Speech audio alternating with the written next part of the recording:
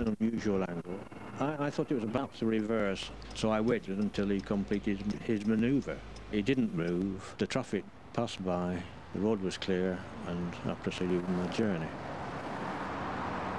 By 11 o'clock, the castle grounds were getting busy. The guides prepared for visitors, and a coach party arrived early for a guided tour. Some days they can have up to about 200 people each day. It was more sort of like for fun rather than an actual job. That all you had to really do was talk to people, and it was quite nice. As well as the coach party, 2 men had been waiting to go in. They were very aware of the closed-circuit cameras, which suggests they'd been here before. And rather than follow the visitor route, they headed straight for the staircase gallery, where there were works by Rembrandt, Holbein and Leonardo da Vinci.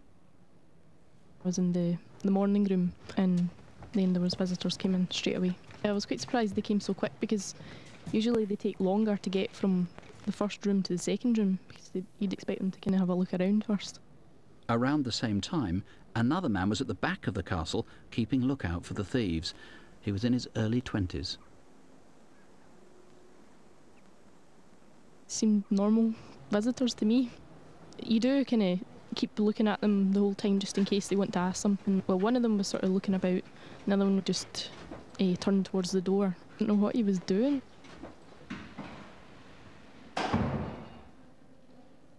They overpowered her and took the Da Vinci off the wall.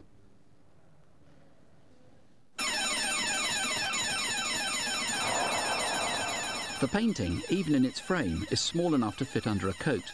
But with the automatic alarm ringing through the grounds, 2 enterprising people turned their video camera on the thieves.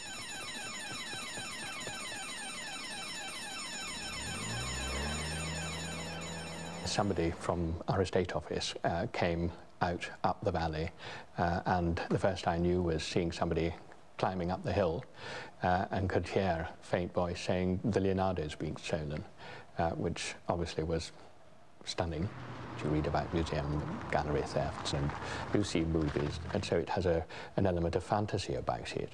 I'm afraid the reality is pretty dreadful when it does actually strike, and of course when it happens it does come as a shock. The police got to the castle quickly, but the gang had taken a back route 5 miles along country lanes to Morton Mains, where the Golf was found abandoned. They probably switched to another vehicle, possibly a black BMW that was seen soon after, speeding along the foothills between Carron Bridge and Mitchell Slats.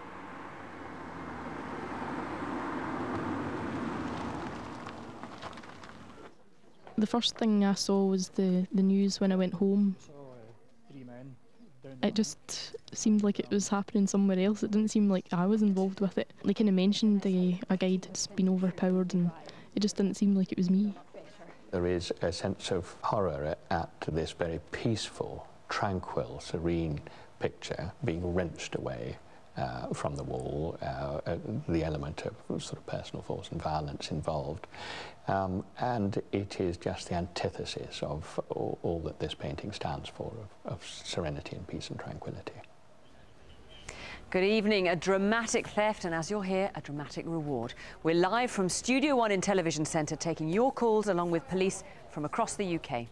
Including Chief Inspector Peter McAdam from Dumfries and Galloway Police, who's investigating the Leonardo theft, and presumably, Peter, mouths must be moving and talking on this one because so many people were involved. And this piece of art is just so hot, it's been making headlines here and across the world. Yes, indeed, Nick. It's a particularly audacious crime. It's a very unusual MO.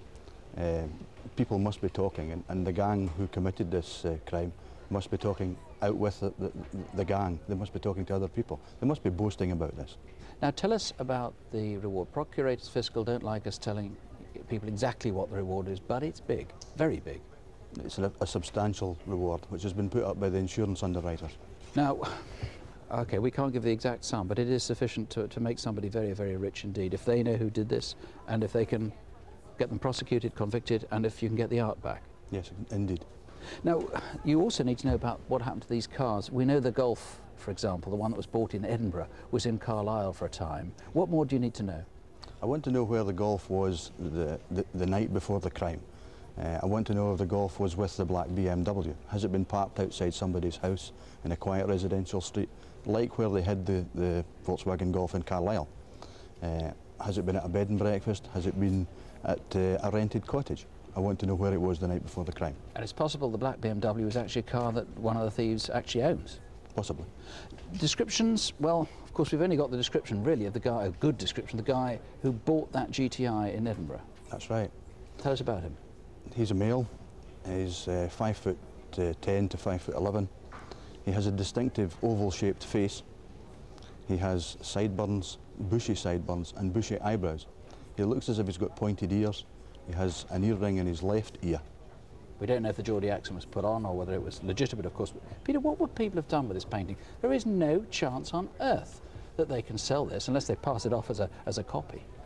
No, we don't think so. We think it may be used as collateral in a drugs transaction, an arms transaction, or something like that.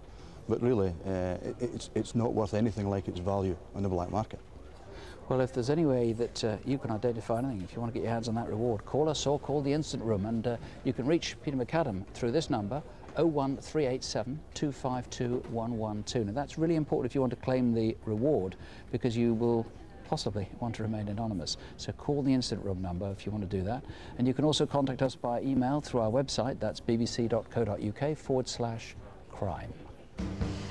In a moment, extraordinary town centre CCTV as police close in on an abductor.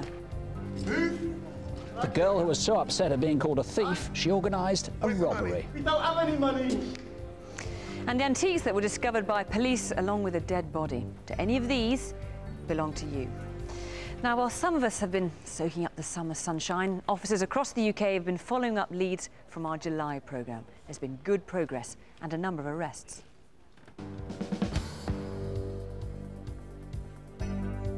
In July, 20 calls came in after we reconstructed the abduction and violent attack on a 13-year-old schoolboy by a number of boys in Tottenham, North London. 7 arrests followed soon after.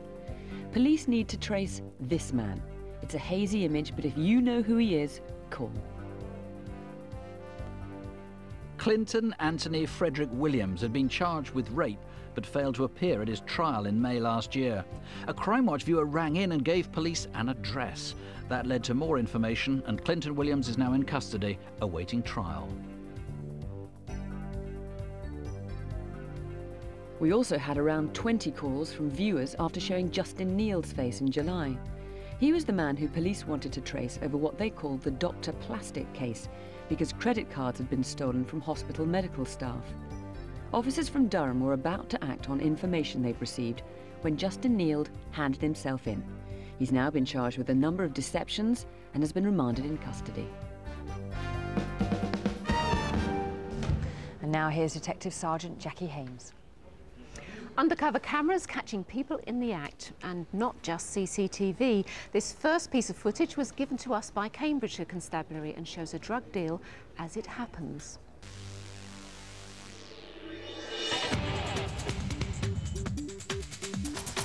This footage was filmed as part of an operation targeting crack cocaine and heroin dealers in Peterborough.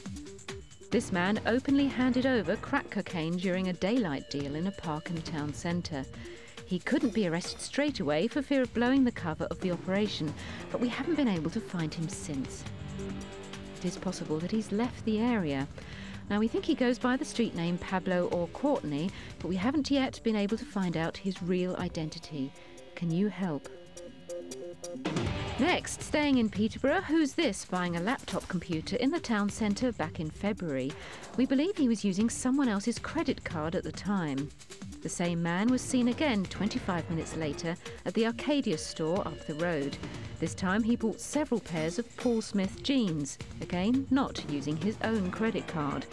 We believe he may be from Coventry or somewhere else in the West Midlands. Call us if you recognise him. Notting Hill Carnival in West London, not the one just gone, but last year's event, and an attack which we're still trying to solve. Among this crowd was a French tourist dancing alone. Suddenly, a man standing nearby attacked him. The tourist was thrown to the floor, struck several times with a bottle and had severe cuts which needed hospital treatment. Remember, this is last year, 2002's carnival. Do you know the bottle attacker? Finally to Wiltshire, and this man entered a grocery store in Marlborough back in May. CCTV cameras got plenty of shots of him as he wandered the aisles.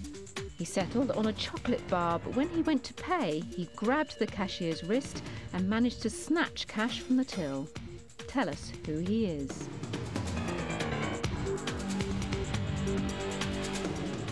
If you can help with any of these cases, please call us here in the studio, 0500 600 600. Now, a serious crime that was averted, but it's so appalling everybody's going to want to help find the offender. The way it was foiled was so dramatic that you may have seen clips of this on the news. It happened late on a Thursday night 3 months ago in Doncaster. After midnight in Doncaster town centre, and the security cameras happened to spot a stocky man in Christchurch Road. Don't you even care? Don't you bother what I think? You don't, do you? That night, a mile away, a couple are having a late-night row, and their flatmate is at breaking point. Stop reading that. Every time it's same. You say you're going to sort it, but you don't. You never do. Will you listen? Right. Does it mean nothing to you? Why do I want that? I was going back to my mum's in Carcroft, it's around about 5.5 miles from where I was leaving. I never had no money for a taxi and there weren't no buses running at that time. I'd done it before, walked from Hyde Park to Carcroft. I just assumed because I'd done it before I could do it again. By now, the stocky man had been walking round for 2 hours. At 3 a.m, a probationary police officer came off shift at College Road. Right, that's me done for tonight. I'll see you tomorrow.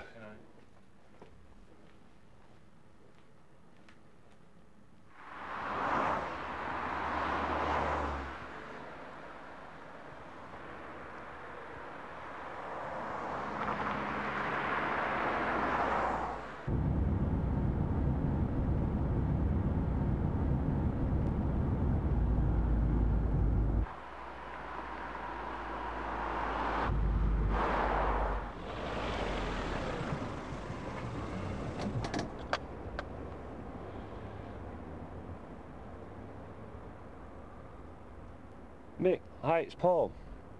Yeah, no, I just can't keep away. Listen, I've just driven over the new bridge and there's a young girl walking across all on her own. You couldn't advise the control room, could you, and get them to keep an eye on her? Great. Thanks, mate, yeah. And you, good night. Camera room, can I help you?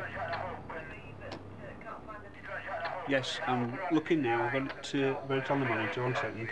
OK, thanks. I've got that.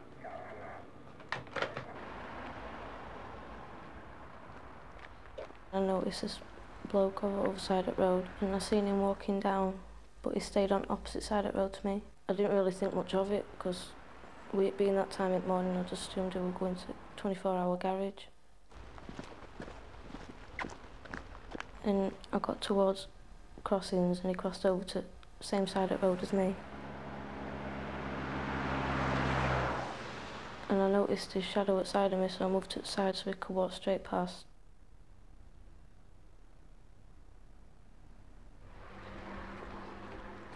Not very talkative, are you?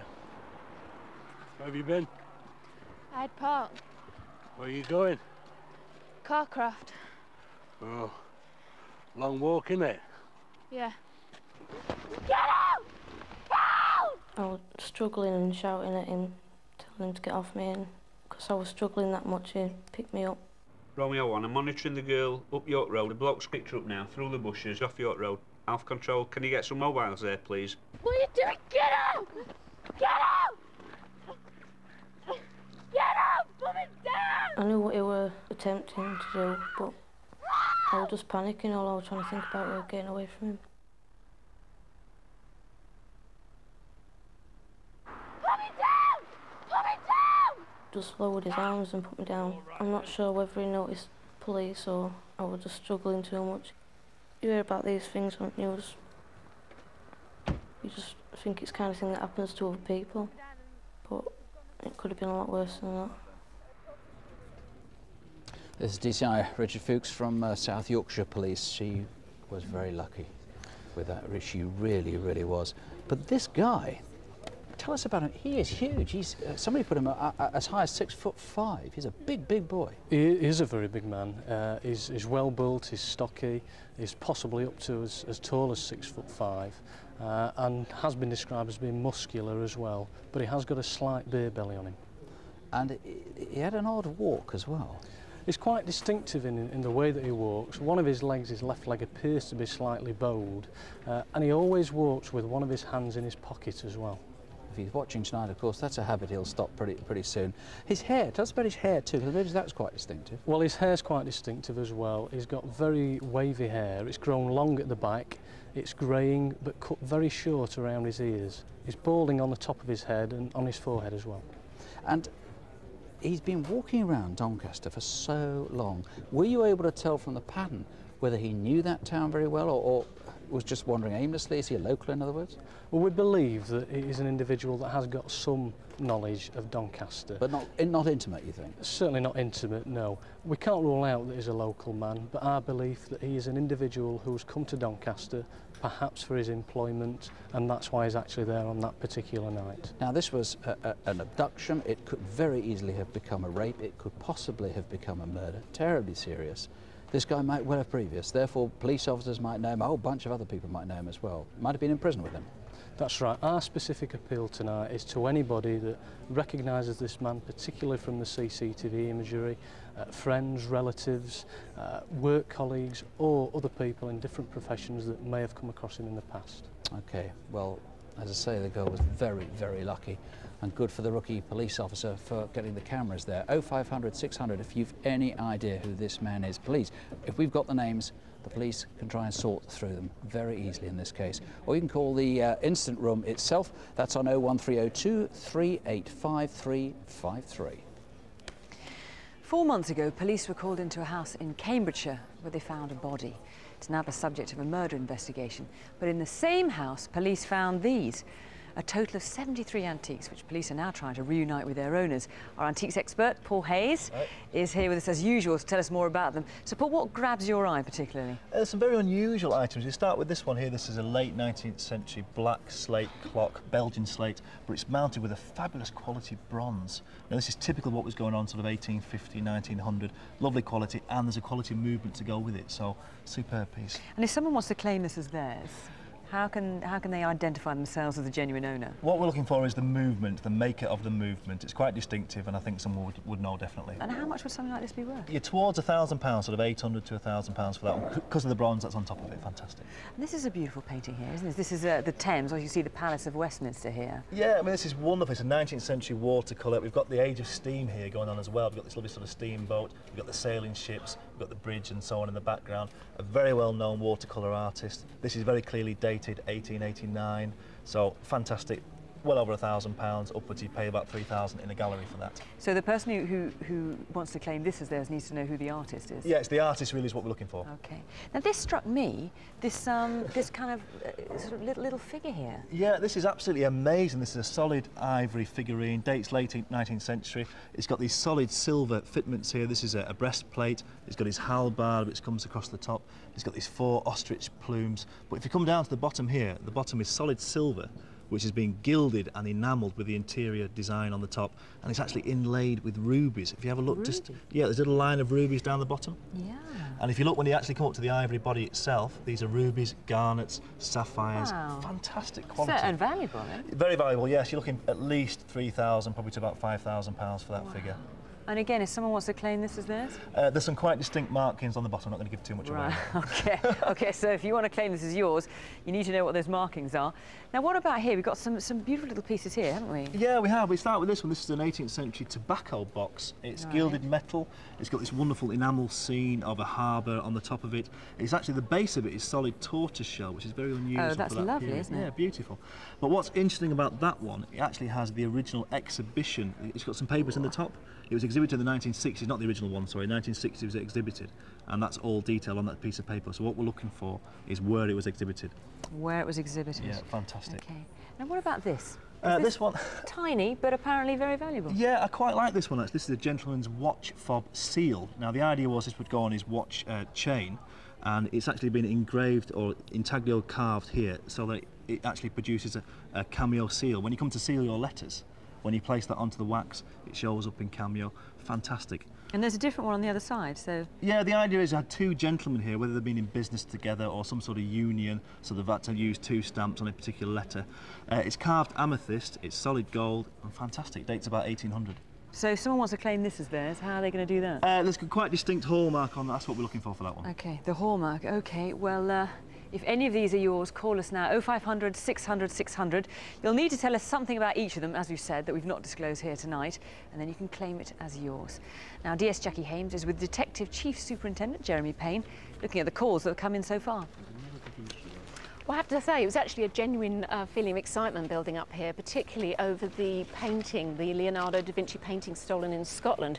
We've had some fantastic quality information coming from specialist police officers who deal with this type of investigation, which just clearly requires different skills from many others. We've had actually lots of names, but two the same come in already. We do need still some more information on that gold between the White Gulf. It was sold on the 19th. Where was it before the 27th when the offence happened? Please keep calling in.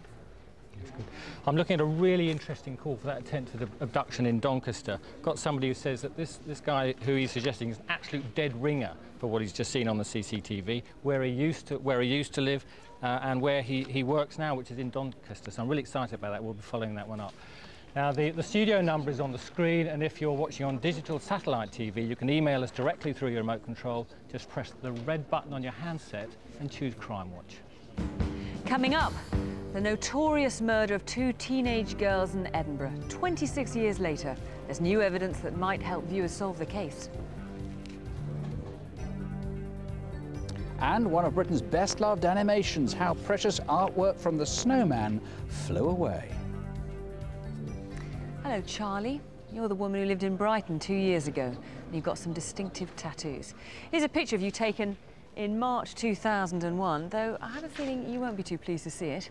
The 6 million other viewers will be keen. They'll want to know all about you.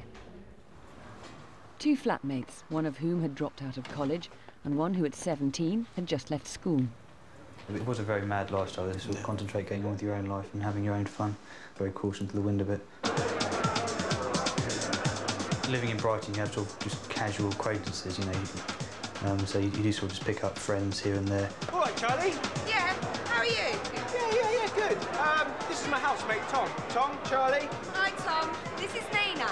All right, right. Do you guys want drinks? Oh, yeah, sure. Another one of these would be nice. Same again, thanks. We first met Charlie in one of the clubs on the seafront. Charlie always seemed to have quite a bit of money on her. Always seemed quite confident. How's life been then? Good. You know, work hard, play hard. What is it you do anyway? We work as waitresses. Top end of the market. You know, quality places. What, down here? No, we just come down to Brighton to go out. Not long after, the boys ran into Charlie and Nina on another night out. Why don't you come back to us for a bit? It's just a short walk. All right, then. Have you got some more beers? Yeah, loads of it. Well, we might need to crash over if that's all right. No problems. You can keep ours if you want. Yeah, it's not far. About 5 minutes. Yeah, no, I'll be doing that. After work. So they came back and gave him for some music on, had a couple of drinks. We didn't distrust her. We have no reason to. Tell you what, this is a cool place. Is it just the two of you living here? At the moment, yeah. There was somebody else living here, but he's moved out. So now it's just the two of us until we find another flatmate. Where'd you get those tattoos done? Oh, I've had them for a while. The ones on my arms are the names of my kids, and I've got my ex-husband's name on my back. So, are you two looking for new housemates then? Yeah. I'll tell you what, I'll have a think about it and I'll let you know if anyone comes to mind.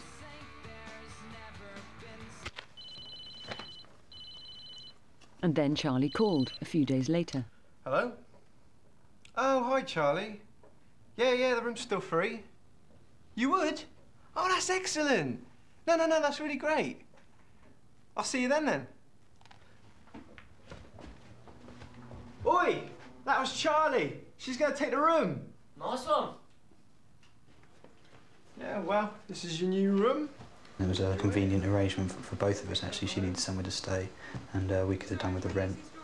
She did spend a lot of her time out of the house. She was very rarely in. She wasn't actually there that long before this happened.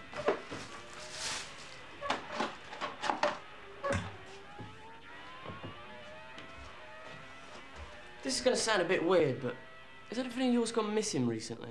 I can't find my mobile anywhere, and I'm sure I left it in the house. Are you sure you didn't take it out somewhere and leave it? No, I definitely left it here, and now I can't find it anywhere. To be honest, I'm worried Charlie might have something to do with it.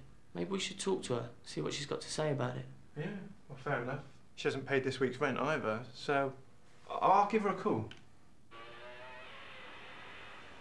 My intention was to try and sort it out as amicably as possible. Charlie, it's Mark. Listen, you still haven't given us this week's rent. Do you think you can get it to us anytime soon? Oh, yeah, I'll come by tomorrow and pay it. Cool. And there's something else. Well, Tom and I have noticed that a couple of things have gone missing from the flat since you've moved in. We just wanted to talk to you about it when you come round to pay the rent, okay? I don't believe this. You can't accuse me of things like that. How dare you? No. I'm not accusing you of anything. I just wanted to talk to you about it when you come round, okay? You can't make accusations like that. You should know better. I'm going to get someone onto you. Charlie, listen. No, you listen. Nobody talks to me like that. You're going to be kissing my feet in the morning. You hear me? Didn't even cross our minds that, there'd be any consequences. Who is it? It's me, Charlie. What do you want? I've come to pay you your money and get my stuff. I'm moving out.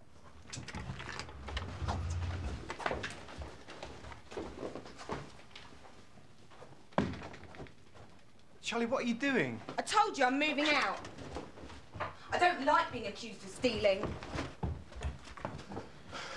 Is this the one? But Charlie, what is all this? You don't get away with calling my sister a thief, all right? Listen, yeah? By the time I finish with you, they're gonna need dental records to identify you. I'm gonna chop you up, send you back to your mum in plastic bags. Don't call my sister a thief. Get back downstairs. Just do what he says. Where do you think you're going? Walk down the stairs slowly so I can see you. Right, mate? You do fear for the worst. You think you're going to be killed. You don't know these people. You don't know what they're thinking. You don't know what they have done, what sort of situation they're in. So you do fear for the worst. Take off your belts. Get down on the floor and look down. Look down. Don't move or I'll kill you. Take your belts off. All right. I don't know how many times they hit me. I don't know how many times they kicked me, and I was shaking, and I've never shaken like that before in my whole life. I think, to be perfectly honest, you don't get over something like this. You move, and I kill you. Right? Where's the money? We don't have any money. Come on, where's the money? We don't have any money. There's about 50p in the whole house. Just take anything you want. What about their passports? No, I need that. Well, get their DVD player and the PlayStation. It was very much like Charlie. He was directing everybody of where things were. And that was generally her role in the robbery. Do you know what? I'm gonna kill him, you know. Don't be stupid. Get out. You're lucky, boy. Look down. You're lucky. You know, you really shouldn't upset Charlie. That's his sister. You're lucky to still be alive. You try and open that door in the next hour, I'll call the police. We'll come back and we'll kill you. And your family. All right? It's all right.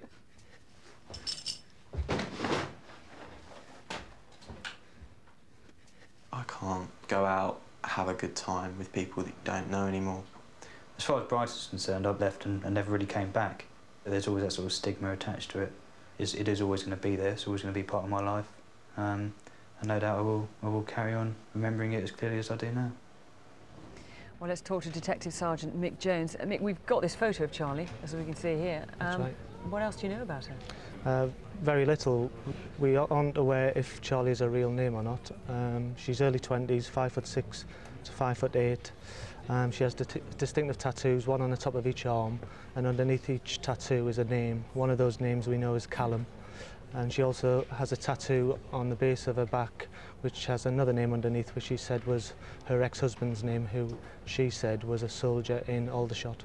Now, she said a few things about herself, didn't she? She said that she'd worked as a waitress. She said the tattoos were the names of her sons, and she claimed that the guy later on, or she didn't claim, but the guy who came in later on claimed that he was Charlie's brother. We just don't know if any of that's true, do we? No, there could be a lot of misinformation there. Now, we were very careful to downplay the violence of that attack, but those boys were terrorised, weren't they? That's right, they were only young boys. One had just turned 17 a couple of days earlier, and they were bound by their own belts and laying face down on the floor. And one of the offenders took a knife and cut open the rear of the 17-year-old's jeans and threatened to rape him.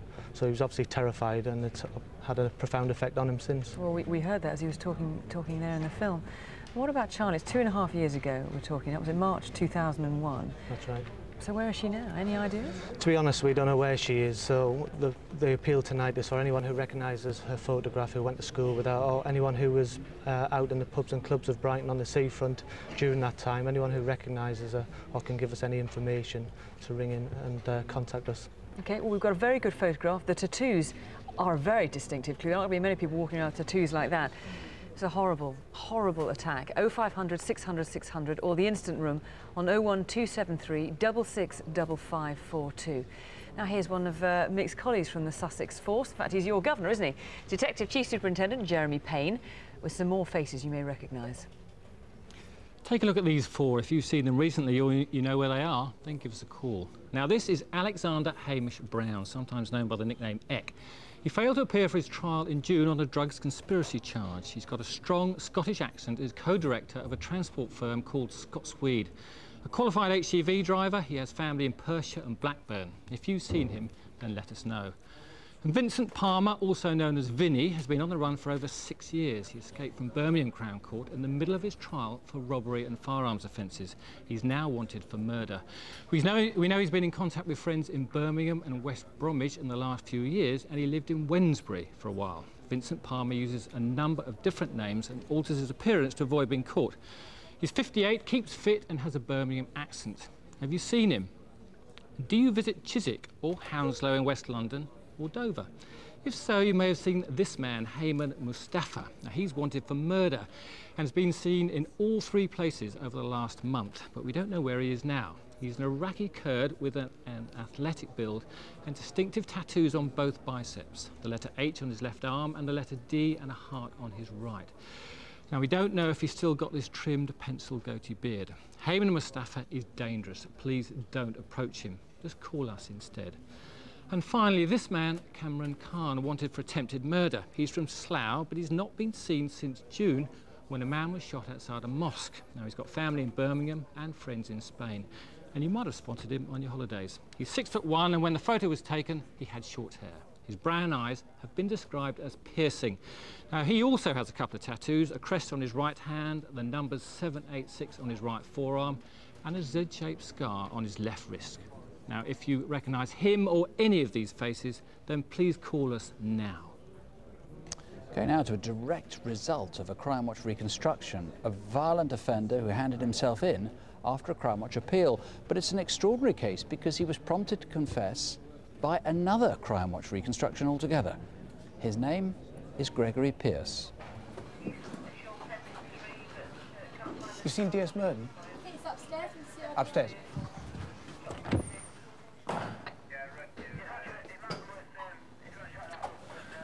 Sarge, can you come downstairs? Can't you wait a minute? I think you better come see this bloke. Says he raped an old lady last year. Don't think he's a crank. Seems genuine. He wants to confess. All right, let's see what you got. There are some crimes that even the most hardened criminals hate. This is one of them.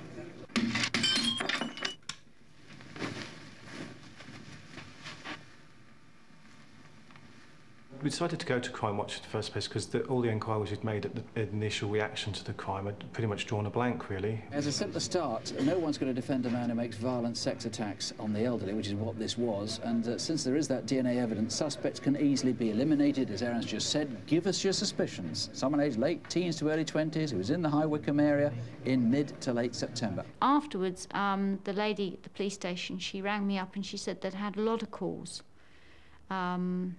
really a lot, about that evening. So I thought, oh, maybe this is it, you know, maybe we get something. I suppose really we'd hope that somebody would phone in with that one vital bit of information that would lead us to the offender, because quite clearly that was a very serious offence, and the sooner he was arrested the better, really. So to get nothing substantial out of it was a bit disappointing.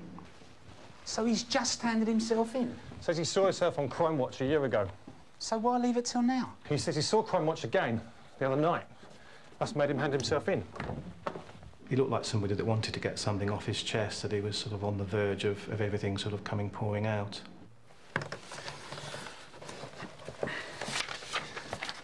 Can you just repeat what you told the other officers?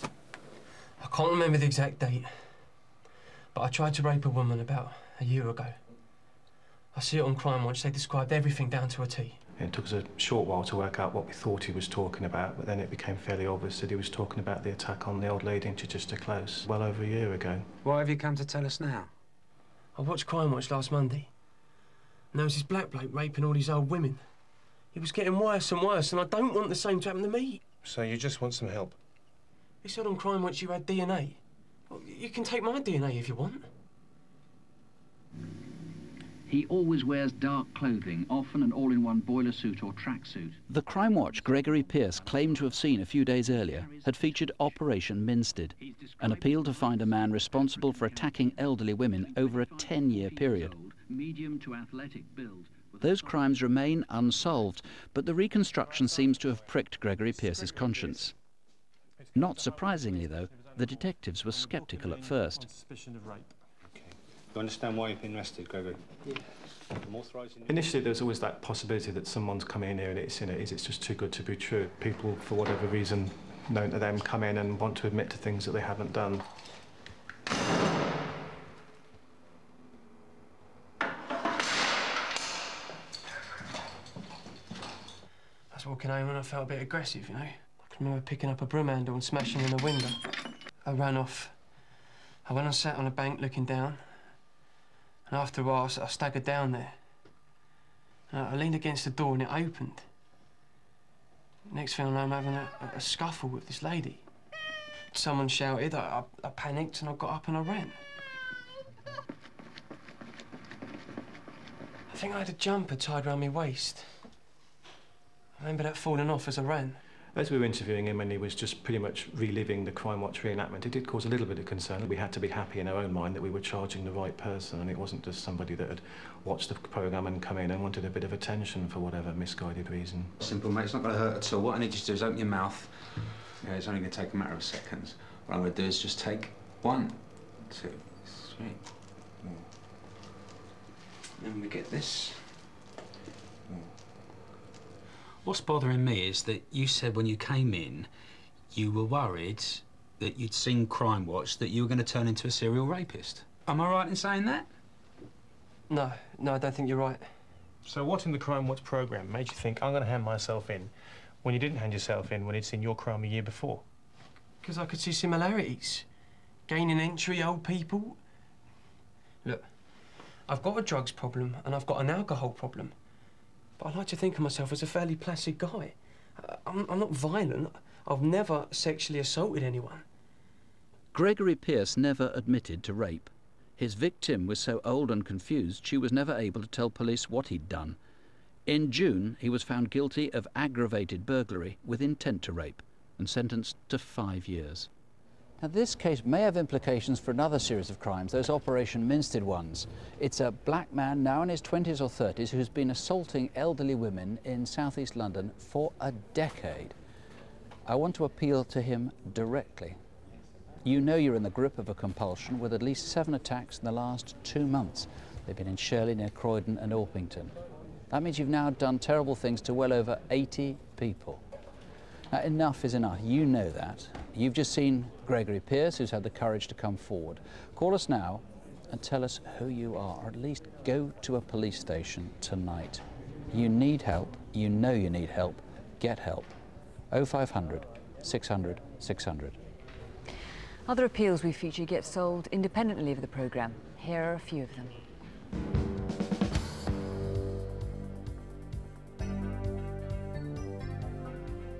This is John Barber, a heroin trafficker, but this time he's not smuggling, he's being extradited from Spain. We'd shown his face on Crimewatch after he went missing during his trial. He'd gone on the run with a member of his own legal team. He was arrested on the Costa Brava following a police tip-off, and he's now serving 22 years in prison. Gordon Johnston's a robber and he's been on the run from prison since July. We need to get him back as we're very worried that he may offend again. He did. We later found out he'd robbed and attacked 2 elderly women. In the end, he was caught for driving a stolen car, and his other crimes caught up with him. Gordon Johnson is now back in prison, sentenced to 12 years. 2 years ago, Parvez Khan went on the run after knocking over and killing a man in Stafford. Several viewers called, but gave nothing that led to his arrest. Then detectives heard he was in Toronto. Canadian police arrested him, and he was brought back to the UK, where he pleaded guilty. He's been sentenced to 5 years. And a result, together with a reappeal. You may have heard about the recent convictions of 3 men who firebombed a house in Huddersfield, in which 8 people died, all from the same family, including 5 children. But West Yorkshire police are still looking for one other person in connection with the attack, and it's the same one we featured on Crimewatch back in February. If you know where Shahid Mohammed is, give us a call. 0500 600 600. And after all that grim stuff, now a wonderful bit of fantasy.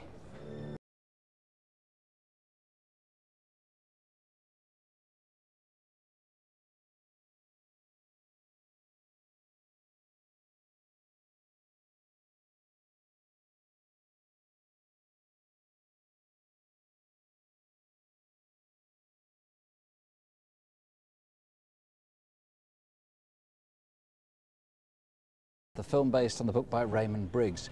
It was released back in 1982, but it's become a Christmas classic, and in fact last year was its most successful one commercially so far. The film's almost 30 minutes long, and it's made up of more than 40,000 animated film cells, and they look, each of them, a bit like this. Obviously not normally framed, they just see through like this. Each one is individually handcrafted, and a few frames have been legitimately sold for up to about £1,200 each. But now, 22 cells like this have been stolen from the film's London production office. DS Gareth Codd of the Metropolitan Police is leading the investigation, and this is Roger Bainwood, who is one of the key animators on the film. You must be pretty hacked off that these have been taken. Tell us about their significance. Well, we are, because personally they meant a lot to us and the producers of the film, and nationally I think The Snowman has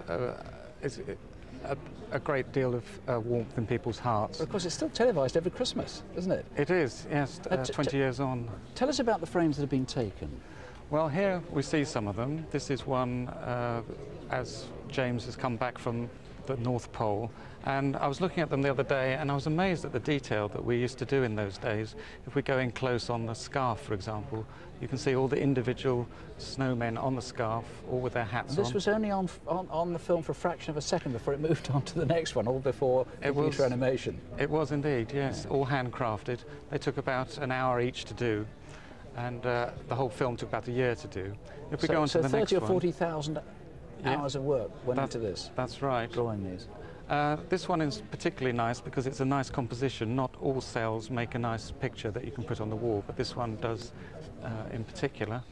And then if we go on to the next one, which is at the snowman party at the North Pole, I was particularly amused by this because in the film you don't really notice it, but I see he has a nice glass of beer there, which is quite unusual for a children's film. Yes, quite a lot was consumed at that party, I seem to remember.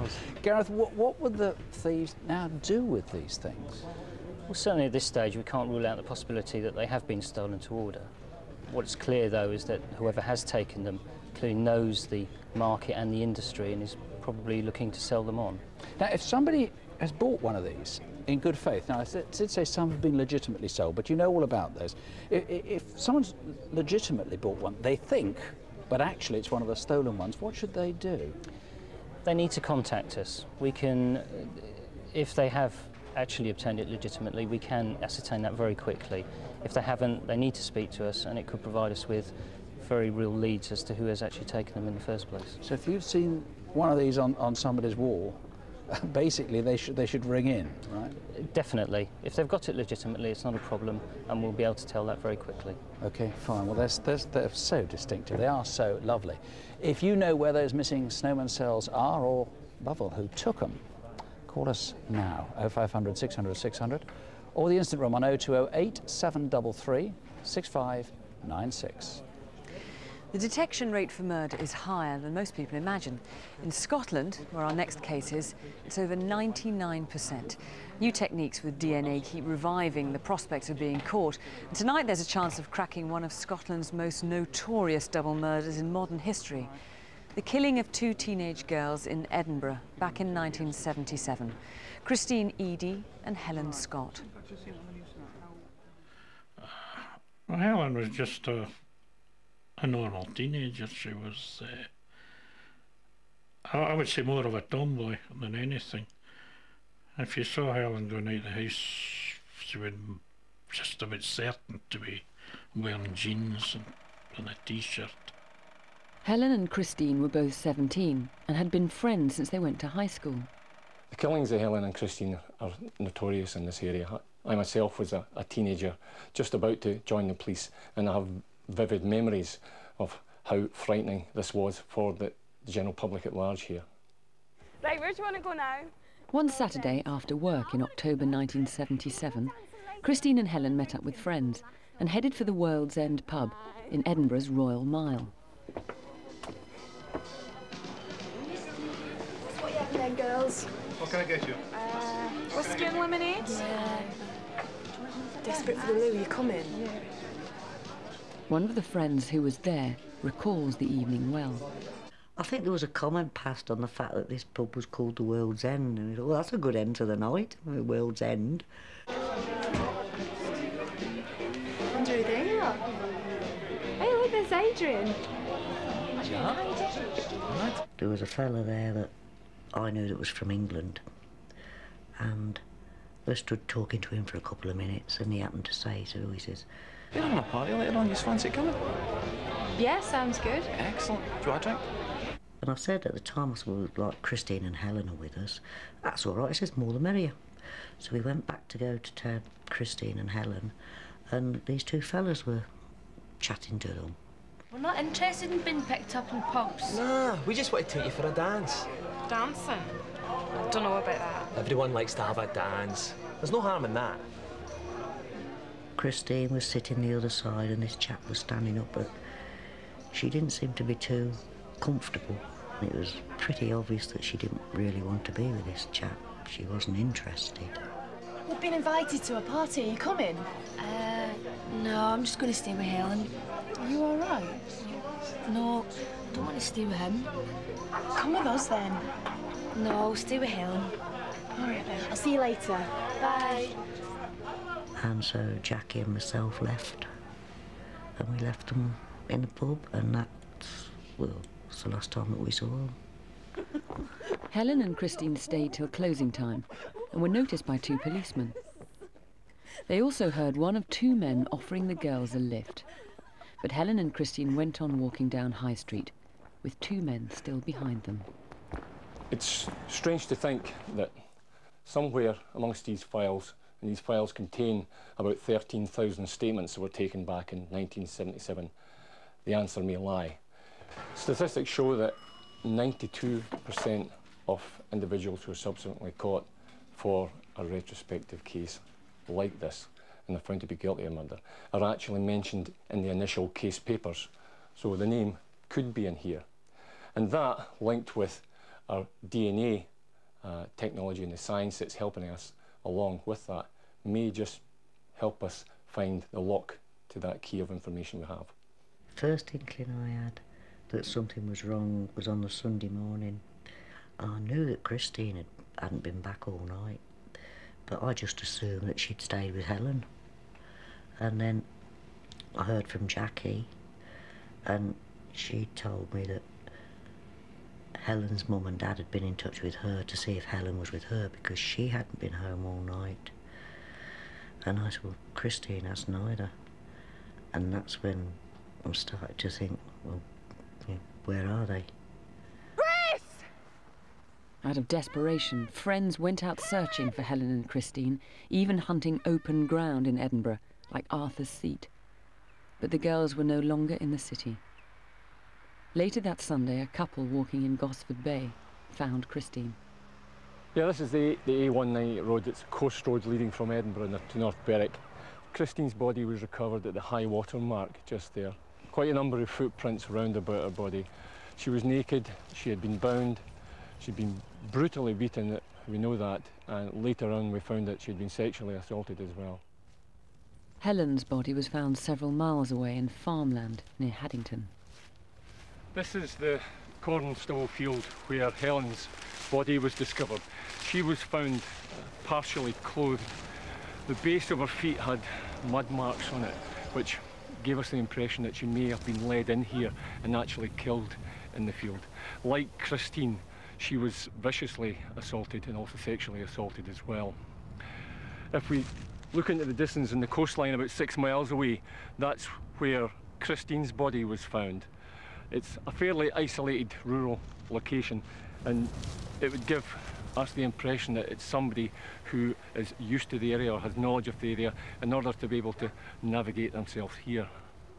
I think it was about 8, 9, 10 o'clock, I think, when before they brought Helen back to the mortuary. I was the only person that ever saw her after that. I know her mum wanted to go and things, and I said no.